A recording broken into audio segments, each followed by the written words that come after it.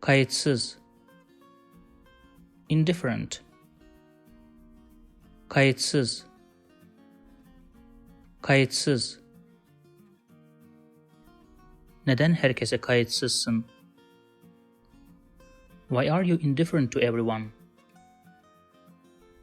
Neden herkese kayıtsızsın?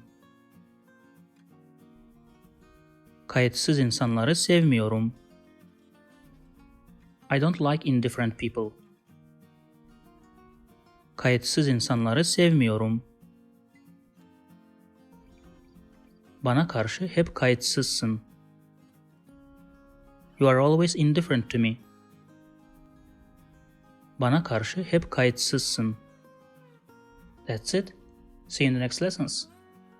If you like this video, please subscribe to my channel below for more videos on Turkish grammar, vocabulary, and pronunciation. Also, if you think this video can benefit somebody else, please share it with them. Last, if you have any comment or request, please provide your feedback in the comment section below and I'll do my best to respond as soon as possible.